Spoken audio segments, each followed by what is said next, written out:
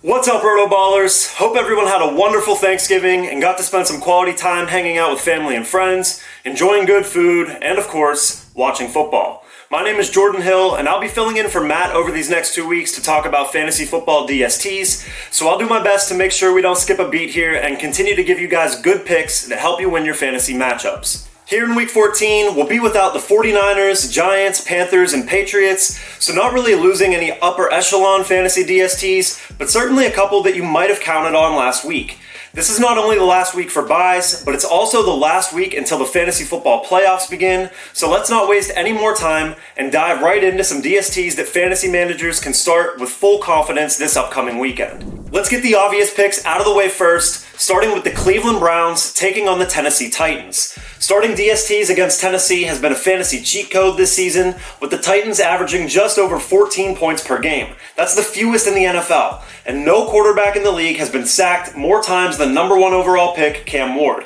In other words, Myles Garrett, who is just 4 sacks away from breaking the single-season record, should absolutely feast in this spot. The Browns would be a must-start this week no matter the location. It could be in Tennessee, it could be an international game, but they get the added luxury of hosting the Titans in Cleveland, where they've been even more dominant on the defensive side of the ball. At home, the Browns have given up more than 10 fewer points per game than in road matchups this season. Next, we'll talk about the Seattle Seahawks, who have been the best fantasy defense so far this season and don't show any signs of slowing down. They were a must-start last week against the Max Brosmer-led Vikings, and this week they go on the road to take on the Atlanta Falcons. Kirk Cousins hasn't been too bad as Atlanta's starting QB over the past 2 weeks. He's completing nearly 70% of his passes and has thrown 3 passing touchdowns to 1 interception, but he has been sacked 5 times, and these 2 matchups were against the Saints and the Jets. Cousins has yet to face a pass rush as strong as Seattle's, which is recording the 4th most sacks per game while being a top 12 pass defense in the NFL. Even if Drake London is able to return this week, I just think Seattle's DST has been way too consistent for fantasy managers to go away from it. Let's move on to an elite defense that was pretty underwhelming for fantasy purposes on Sunday night. I'm talking about the Denver Broncos, who surrendered 26 points and 419 yards of offense to Marcus Mariota and the Commanders. I'm willing to go right back to them though, even on the road again this week against the division rival Las Vegas Raiders. Geno Smith continues to be an interception factory, with 14 of them through 12 games played, and this Raiders offense just doesn't have anything other than Brock Bowers going for it right now.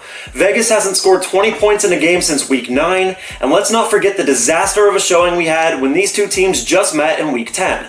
The final score was 10-7, the Broncos got home for 6 sacks, an interception, and gave up just 188 yards to the Raiders. I'd expect a similar result for Denver's DST this week, in a prime position to bounce back. I'll give a quick shout out to the Miami Dolphins defense, which has been really solid for fantasy and is taking on the New York Jets this week. It might be available on waiver wires in some leagues, but I wanted to mention 2 other picks that might not be on everyone's radar, starting with the Baltimore Ravens. The Ravens defense got off to a bad start, but we saw it get healthier and put together a nice stretch after its Week 7 bye.